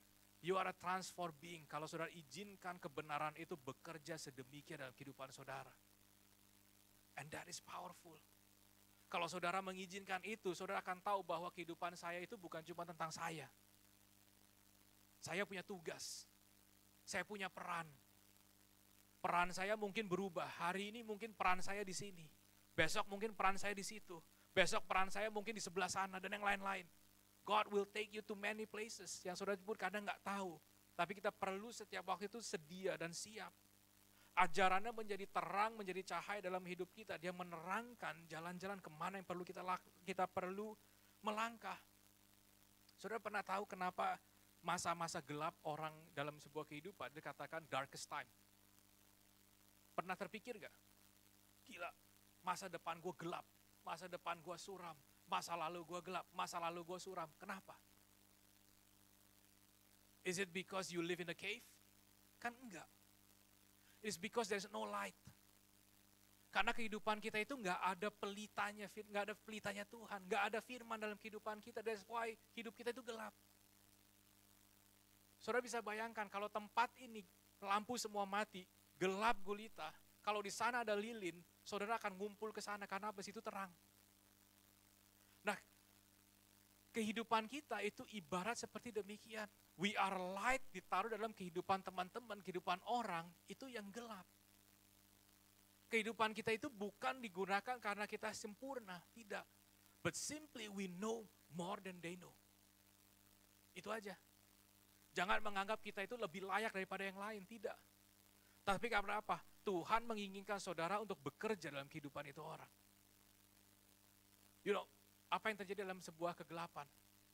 Anak saya yang paling kecil, yang gede sekalipun, kalau hari Jumat, itu jamnya mereka nginep di kamar saya. Padahal kamar mereka itu cuma di sebelah. Tapi kalau hari Jumat mereka berbondong-bondong bawa kasur mereka, bawa selimut mereka, bawa bantal mereka. Mereka ibarat tuh nginep di tempat saya. Setiap hari Jumat. Mana udah gede kayak begitu, kasur saya juga makin nggak cukup. Nah kalau mereka udah ke sebelah, ke kamar saya, mereka lupa ngambil barang, mereka pasti, ayo temenin. Takut. There is fear in darkness. Saudara pernah dalam musim yang begitu gelap dalam kehidupan saudara sampai saudara nggak bisa ngeliat apapun? Rasanya apa? Takut bukan? Gak ada masa depan bukan? Khawatir bukan? Saya tiap malam nyalain itu, night light. Karena apa? Ya mata saya kan lebih kurang lihat, nanti kalau saya kesandung gimana? Ya buat saya itu udah lampu udah cukup terang, tapi buat dia kurang terang. Yang dia takutin apa? Kesandung. In the dark you cannot see. That's why saudara butuh pelitanya. Saudara butuh menerangkan kehidupan orang-orang yang memang dalam kegelapan. Kadang terang itu menarik perhatian sedemikian. Memang fungsinya itu. Supaya apa? Supaya bisa orang-orang supaya bisa ngelihat bahwa ini di depan ada bangku, hati-hati, lu bisa kesandung. Ini di depan ada Lego bekas mainan anak-anak. Kalau lu keinjek, tadi pagi saya keinjek, itu sakit. Dia suruh beresin kamar, dia nggak beresin. Jadi saya buka kamar, saya nginjek Lego yang sakit bener. Dan keluarlah kata-kata yang tidak pantas. So, sama seperti perumpamaan dari biji sesawi. Yang sudah tumbuh menjadi pohon yang besar, saudara itu akan attract berbagai macam orang untuk datang ke kehidupan saudara. Sis, gue minta advice, gue minta tolong, gue minta bantuan, gue minta opininya lu dan yang lain-lain. Karena apa? Dia ngelihat bahwa saudara itu bisa membantu mereka. Tugasnya kita untuk yes, how can I help you? Belakangan saya dirubahkan cara berpikir. Saya nggak mau nunggu orang itu datang ke saya, nanya. Ada waktu nggak? No. Saya coba bicara, how can I help you? You seems lost. Kelihatannya saudara butuh bantuan. Iya kak, gue udah nahan lapar. You talknya kebanyakan udah 11:30. Mungkin kayak gitu. Tapi saya ingin untuk apa? I want them to know bahwa I am available. Saya ada waktu, saya bersedia untuk meluangkan waktu untuk mendengar apa yang saudara ingin bagikan dalam kepada saya. Karena saya percaya bahwa kehidupan saudara dan saya itu memiliki peran untuk orang lain. I don't believe that we should live a solitary life yang benar-benar cuma kehidupan saya dan untuk saya. Tapi saya percaya melalui kehidupan setiap daripada kita itu bisa membangun kehidupan orang lain. Poin yang ketiga dan yang terakhir, tim worship boleh saya undang bantu ke depan. Poin yang ketiga adalah hidup. What kind of life? Minggu lalu saya katakan, bukannya kita pun juga sudah hidup. Siapa yang di sini boleh, atau siapa yang di sini berani, jujur, mengatakan bahwa the current season in your life, segala sesuatu yang saudara sedang hadapi dalam kehidupan saudara, at this very time, this is the ideal. Inilah sebuah ideal kehidupan yang saya inginkan. Ada yang berani jujur mengatakan bahwa this is the life I'm dreaming about at this very moment. Ada yang berani? Kayaknya nggak ada yang mau jujur. Bayu ragu karena baju oranyenya. Gara-gara mereka itu di luar nggak banjir ternyata. Iya, mereka siap sedia ternyata. Kalau saya sendiri boleh berkata, is this the life I'm dreaming about in 42 years old? Enggak, far, jauh dari apa yang saya bayangkan. Yesterday saya spend waktu dengan Eric dan Eka, bicara macam-macam. We talk about life. Pada akhirnya yang jadi berat. Tadinya cuma mau hahihi doang ya. Sampai jadinya berat. Sela ngomong, Mario punya cita-cita itu 40-an udah semi pensiun. Agresif sekali mimpi dia. Eric bicara juga kemarin mid-50s. Gue juga mau semi pensiun. 13 tahun dari sekarang kira-kira visible bro? 13 tahun masih confident dia. Saya 13 tahun dari sekarang. KPR juga belum lunas. Jauh from ideal. Is it life yang Tuhan bicarakan dalam Alkitab? Bukankah janjinya dia itu kamu akan hidup dan hidup dalam kelimpahan? Ada satu ayat yang selalu menarik perhatian saya. Dan it deals with life. Dikatakan karena sesaklah pintu dan sempitlah jalan yang menuju kepada kehidupan. Ternyata kehidupan yang kalau saya bilang dijanjikan, itu gak mudah guys. Sesak pintunya, sempit jalannya. Dan sedikit orang yang mendapatinya ternyata. It always a reflection time setelah saya baca ayat ini. Loh Tuhan, kok kontradiksi sekali dengan apa yang di firman lu katakan di ayat-ayat yang lain. You said, you love the world, you love us, you come, you give life, and you give them in abundance. Kok ayat ini bilangnya lu sedikit orang yang mendapatinya. Definisi life yang Tuhan miliki dan yang kita miliki itu jauh bukan? My definition of life, gak ada utang KPR, I have my weekend car, I am skinnier by 10 kilo maybe, I have settled my children's punya tuition fee sampai they graduate, kalau dia mau sampai master degree, I have enough balance in my account for a year-end holiday. That's life on my standard. But his standard is different. Saya ingin katakan kesimpulan saya dari ayat ini. Yang saya ingin saudara pulang dan saudara renungkan. Bahwa ayat ini mengatakan, mengingatkan kita. Jalan menuju kehidupan itu penuh, itu sesak. Sempit dan medannya susah. That's why you need other people. Saudara gak bisa pungkiri. Kehidupan yang saudara jalani, itu gak semudah yang saudara pikir bukan? Whether you are still studying, whether you just graduated and just mulai pekerjaan, I'm gonna tell you, it's gonna get more difficult. It's gonna get more challenging. Saudara kalau udah punya anak, dinamikanya berubah lagi. Anak saudara bertumbuh, dinamikanya berubah lagi. Lebih enak ketika mereka di bawah 1 tahun. Lu mau pergi pakaiin baju apa aja jadi, jalan. Hari gini, saya ketinggalan jaket. Istri saya ketinggalan sup ayam. Karena apa? Fokusnya di anak. Yang satu kaos kaki baru sebelah.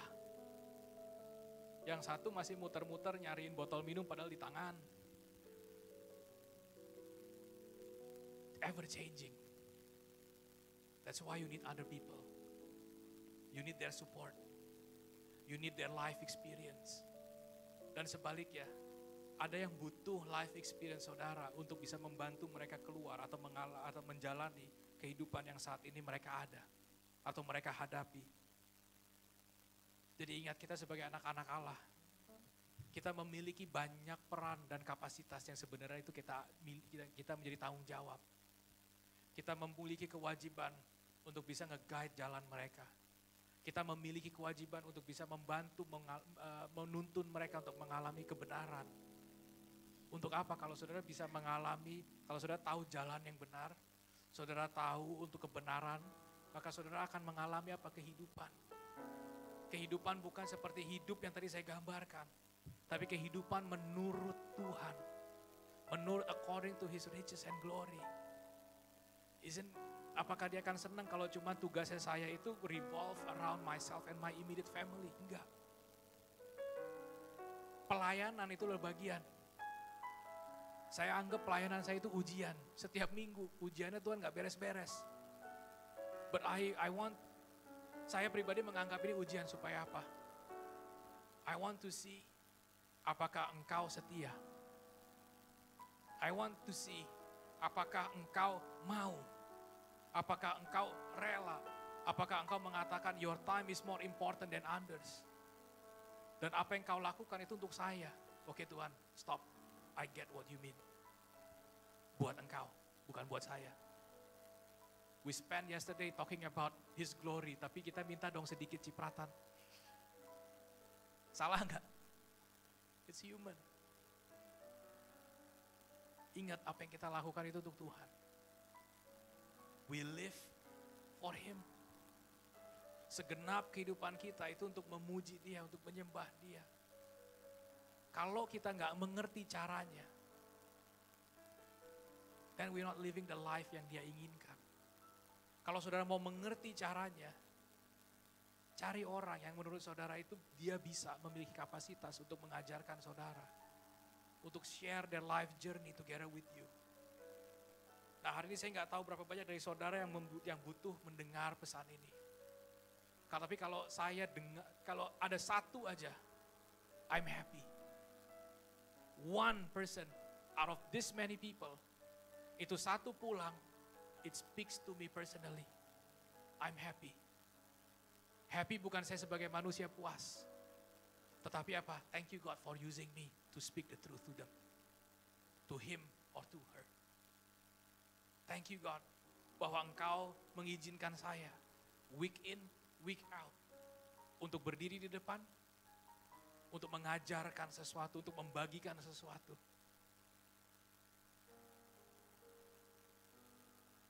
Life as a Christian, it's not easy. Ada banyak ekspektasi. Ada banyak harapan yang orang taruh terhadap hidup saudara. Tinggal saudara rela enggak? Saya enggak bicara saudara memenuhi mereka punya ekspektasi atau mereka punya harapan. Tapi accordance to the word of God. Am I doing this faithfully? Tuhan, sekiranya engkau berkenan terhadap segala sesuatu yang saya lakukan. Hari ini saya ingin saudara mengetahui bahwa di lingkungan Creative City Worship itu ada banyak teman-teman yang siap untuk menuntun saudara menuju jalan yang benar, yang bisa mengajarkan kebenaran, dan bisa mengarahkan untuk kehidupan. Seperti apa yang Alkitab ini katakan, apa yang Alkitab ini ajarkan. The past team, mungkin 3-4 minggu terakhir saya, adalah saya ingin saudara itu menyadari bahwa saudara dan saya itu diundang untuk berpartisipasi dalam sebuah cerita kehidupan yang jauh lebih besar daripada cuma kehidupan saudara. You are invited to participate in the story that is much bigger than yourself. Kehidupan saudara itu nggak cuma about you. Berapa waktu lalu, minggu lalu kalau nggak salah saya cerita, you are just a character of a book. Buku kehidupan. The writer is God. You are not even the main character. Tapi kita karakter-karakter yang ada bersama, yang berjalan dalam kehidupan ini. You are invited to participate. Ini an open invitation. Yang tinggal yang dibutuhkan dari saudara adalah apa? Keputusan, ya saya mau berpartisipasi. Atau saudara bisa anggap, not now, fine, that's okay. But don't miss it. Saudara jangan lewatkan, jangan lewati. Kita sebagai anak-anaknya, kita memiliki semacam tanggung jawab kepada satu sama lain. Saya akhiri pesan saya. Ketika saudara membangun kehidupan, your life, your family, remember bahwa ada orang yang juga membutuhkan bantuan saudara. Di era zaman seperti sekarang, saya tadi bilang, makin sedikit loh ternyata orang yang memiliki hati untuk sesama. Gak jarang juga dalih atau alasan yang mereka gunakan, gue udah cukup. As in, gue udah cukup banyak masalah. Gue udah cukup banyak problem. Gue udah cukup banyak jadwal. Gue udah cukup banyak and so. Gue gak mampu. Atau nanti saja kalau gue udah bisa. Nanti saja kalau gue udah qualified dan yang lain-lain. It's a sad truth and a scary truth. Makin ke depan, makin akan sulit orang itu untuk ditemukan. Yang memiliki hati untuk sesama. Tugas saya, peran saya hari ini untuk mengingatkan kepada saudara-saudara. There are others that need you. There are others yang membutuhkan saudara karena apa? Saudara lebih dulu mengenal firman Tuhan. Saudara lebih dulu pernah mengalami pribadi Tuhan. Saudara telah lebih dulu mengalami apa sih yang namanya kehidupan. Tinggal mau nggak saudara itu jadikan alat bagi Tuhan untuk membangun kehidupan di sekitar saudara. Amin. Mari kita bangkit berdiri. Sebelum kita akhiri ibadah, kita akan ada perjamuan. You guys nanti akan dibagikan anggur dan roti. Saya encourage untuk teman-teman, keep the mask on sampai nanti ketika kita akan meminum dan memakan anggur perjamuan. Sebelumnya mari kita berdoa dulu. Bapak, terima kasih untuk siang hari ini. Hamba-Mu berhenti menyampaikan firman-Mu, kebenaran-Mu Tuhan. Apa yang menjadi rema dalam hatiku Tuhan. Hamba-Mu percaya itu datang daripada-Mu. Dan I speak in due time untuk teman-teman di sini perlu dengar. Berikan kami kekuatan, berikan kami keberanian Tuhan. Untuk menyadari, untuk menjadi peka. Di mana kami Tuhan, itu dibutuhkan. Beri kami sebuah hati yang baru. Di mana kami memiliki keinginan Tuhan. Untuk dapat membangun kehidupan sesama daripada kami. Berikan kami kemampuan. Untuk sekiranya Tuhan, kami dapat melihat apa yang ingin Engkau lakukan melalui kehidupan setiap daripada kami. Kami tahu Bapa, bahwa life yang Engkau inginkan itu seringkali mungkin bukan tidak sejalan, tapi berseberangan dengan keinginan hati kami Tuhan. Karena kami Tuhan memiliki keinginan-keinginan sebagai manusia. Biarkan hari ini Tuhan hati kami kembali di-align sesuai dengan Engkau Tuhan. Kerinduan hati kami merupakan kerinduan Engkau. Kehendak-Mu merupakan kehendak kami Tuhan. Kami tahu kuasa kebenaran-Mu. Itu yang akan memampukan kami untuk dapat merubah cara kehidupan kami. Cara kami menjalani hidup ini. When we experience the truth, we know we are a change, we are a transformed person. And it's all because of you, God. Terus pupuk kami, Tuhan. Kami mau ucapkan terima kasih untuk keluarga kami, untuk teman-teman kami di tempat ini. Kami lepaskan segala atribut dari kami punya organisasi. Dan it doesn't matter we're a leader or not. Tapi kami mau juga, kita mau hanya Tuhan melihat diri kami sebagai anak-anak-Mu Tuhan. Bahwa kami sama di depan Engkau, di hadapan-Mu Tuhan. Kami mau Tuhan ketika kami melihat ada orang yang membutuhkan kami Tuhan. Kita nggak buang waktu untuk ngitung apa yang perlu kita lakukan dan apa yang akan kita terima dari kita memberi bantuan itu Tuhan. All we know and all we care is because you have a plan for us. Melalui kehidupan kami. Bahwa kami terus Tuhan berjalan. Agar kami dapat terus makin dalam berjalan dengan Engkau. Kami akan dapat terus kenal dengan Engkau. Mengalami Engkau pribadi lepas pribadi Tuhan. Terima kasih Bapa untuk sebuah momen yang indah dan baik ini. Biarkan ini tidak cuma menguatkan kami untuk sepanjang minggu ke depan Tuhan. Tapi biarkan ini juga menjadi waktu-waktu di mana kami sadar bahwa kami lemah tanpa Engkau. Mungkin kami gak setiap waktu bisa melihat Engkau Tuhan. Kami mau ucapkan terima kasih untuk saudara-saudara kami di tempat ini. Yang sekiranya mereka ada untuk kami Tuhan, untuk membantu dan menolong kami. Terima kasih Bapa. Dan kalau sebentar lagi Tuhan kami akan mengambil bagian dalam perjamuan kudus. We just want to say thank you God. Atas apa yang Yesus telah lakukan di atas kayu salib untuk kami semua. Segala dosa dan pelanggaran kami telah dibenarkan. Bahwa kami telah dimerdekakan. Kami telah dibebaskan. Biarkan kami tidak menghidupi kehidupan kami Tuhan dengan sia-sia. Tetapi penuh dengan sebuah visi Tuhan. Dan misi yang datang daripadamu. Biarkan kami terus sebagai gerejamu. Engkau bawa kami lebih dahulu lagi dan lebih dekat lagi Tuhan. A step closer each time.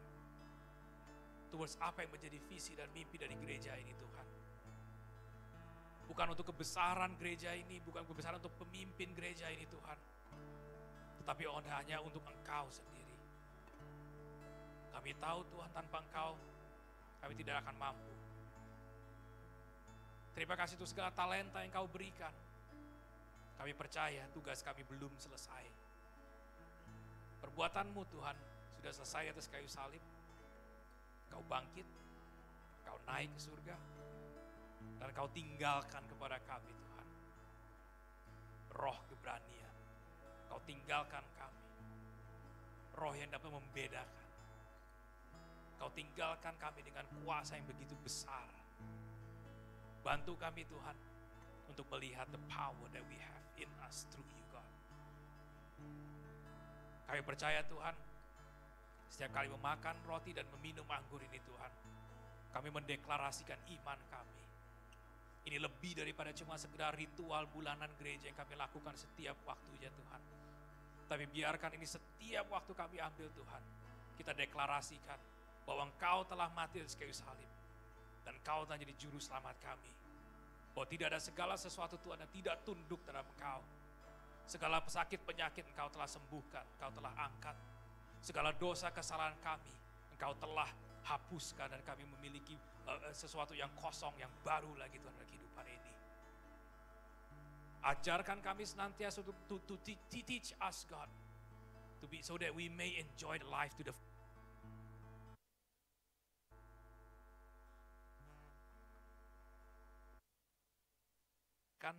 dan kami akan minum penuh dengan ucapan rasa syukur dan dalam sebuah kegembiraan Tuhan. In Jesus name, amen. Silakan tim bisa dibagikan.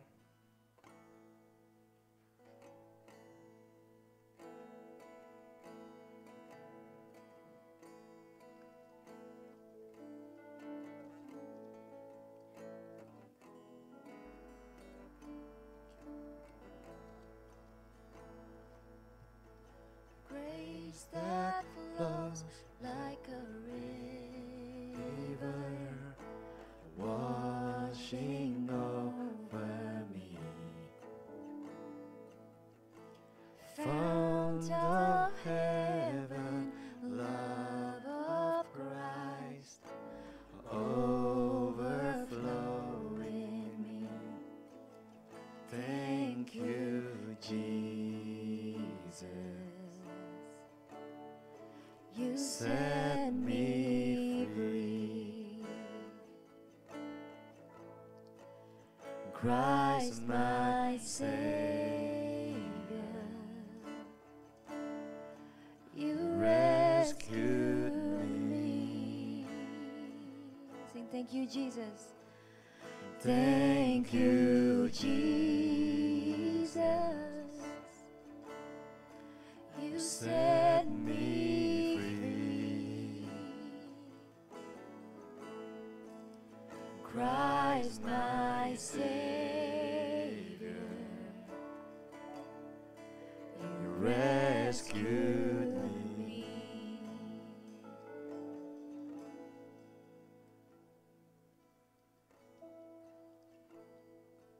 Terima kasih Tuhan sekali lagi. Kalau di tangan kami sudah ada roti dan anggur yang merepresentasikan tubuh dan darah-Mu Bapa.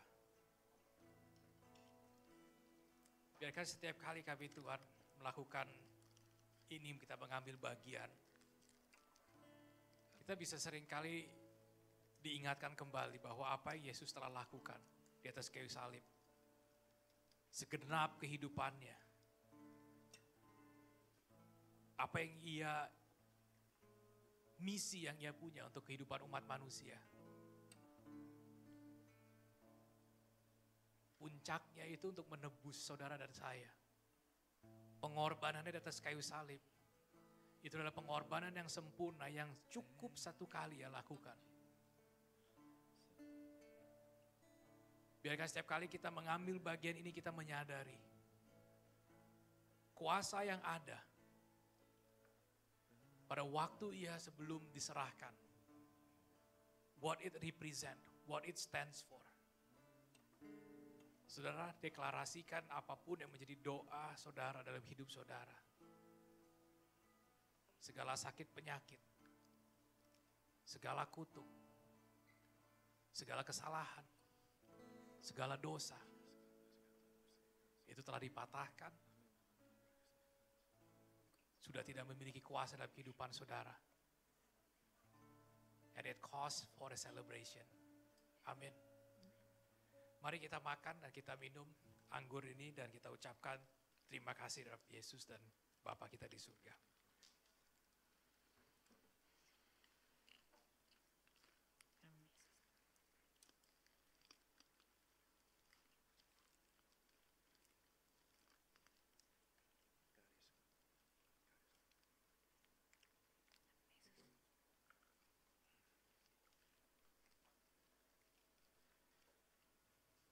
Bapak, kami kembali hadir. We just want to say thank you God. Sekali lagi Tuhan. Sebuah momen yang begitu indah yang Kau izinkan kami untuk berpartisipasi siang hari ini. Sebuah perayaan Tuhan. Di mana kami dapat datang dengan segala bentuk kekurangan kami, ketidaksempurnaan kami. Tanpa kami harus mengkhawatirkan sedikit pun keraguan itu pun Tuhan. Akan apakah Engkau berkenan terhadap kami Tuhan. Terima kasih Tuhan kalau Engkau telah perbaharui hati kami. Hamba-Mu percaya, it's only a matter of time. Sebelum sebuah benih itu akan tumbuh dan akan berbuah. Terus bekerja melalui kehidupan kami semua Tuhan. Kau berkati mereka, tangan mereka, pikiran mereka Tuhan. Engkau buat apa yang mereka berhasil. Terima kasih Bapa.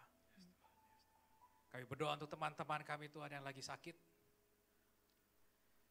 Kau sembuhkan, Kau pulihkan mereka. Supaya mereka dapat kembali beribadah bersama dengan kami Tuhan di tempat ini. Kami berdoa untuk orang tua kami. Terima kasih untuk kesehatan mereka. Kami berdoa untuk segenap keluarga besar kami.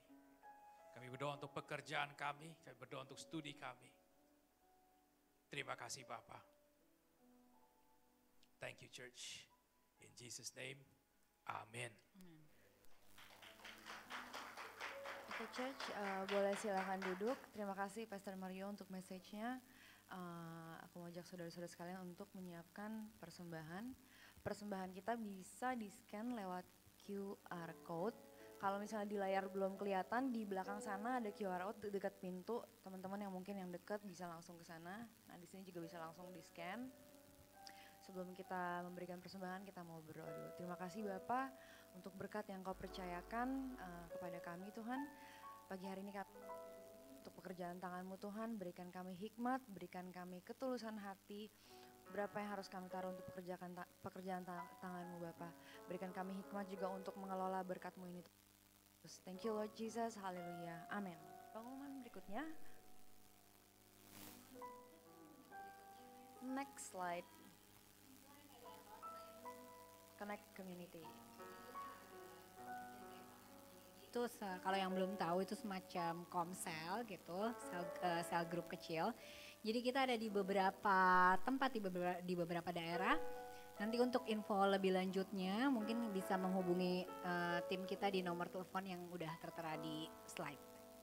Ya, Next. Berikutnya, untuk teman-teman yang mau didoain ada sesuatu yang pengen di-share, teman-teman bisa langsung kontak tim kita.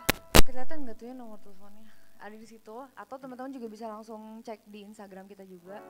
Semua yang teman-teman pengen didoain semuanya bersifat confidential, jadi nggak akan kemana-mana. Tim kami akan bersatu hati untuk berjalan bersama dengan kalian semua dan berdoa bagi kalian. Berikutnya jangan lupa untuk subscribe di YouTube channel kita di @creativecityworship. Ya bener ya, untuk ngelihat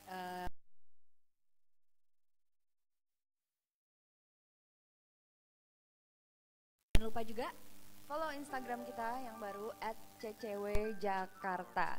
Di situ informasi tentang RSVP, link untuk sementara ini kita masih RSVP karena angkanya lagi naik, jadi kita mengikuti peraturan pemerintah. Saat ini kapasitasnya masih harus setengahnya. Jadi aku juga mau encourage teman-teman semua yang pergi ke kantor atau ke sekolah setelah keluar dari gereja tetap take care semuanya, jaga kesehatan. Terus apalagi, oh ya, informasi tentang ibadah, tentang Connect Community tadi, atau apapun bisa kalian temuin yang tergampang di Instagram kita tadi @ccwjakarta. Ibadah kita sudah selesai, teman-teman boleh meninggalkan tempat ini. God bless you all. Bye-bye. See you again next Sunday. Take this, bener gak sih nadanya? Take this life deliver, washing all your men. Holy One devoted, see your kingdom come. Thank you, Jesus. You set me free. Christ my Savior, you rescued me. Sing thank you, Jesus. Thank you, Jesus. You set me free. Christ my Savior, you rescued me.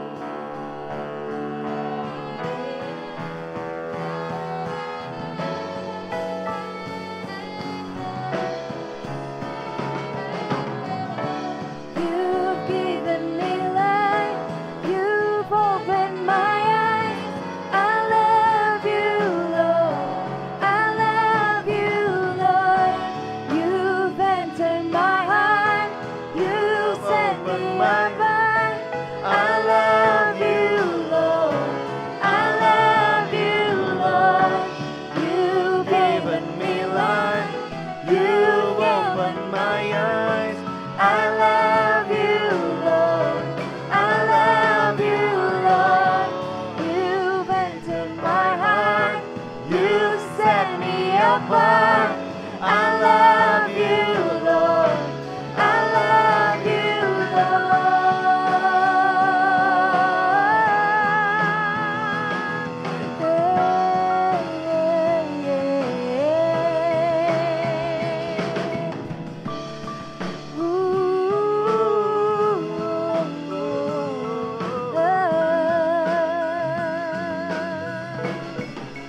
Thank you, Jesus. You set me free. Christ my Savior, you rescued me. Thank you, Jesus. Thank you, Jesus.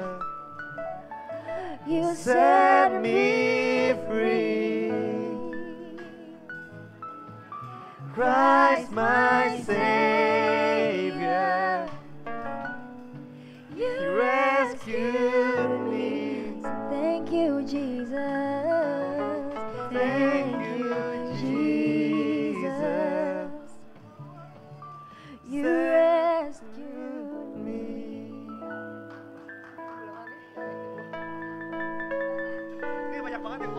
Maria.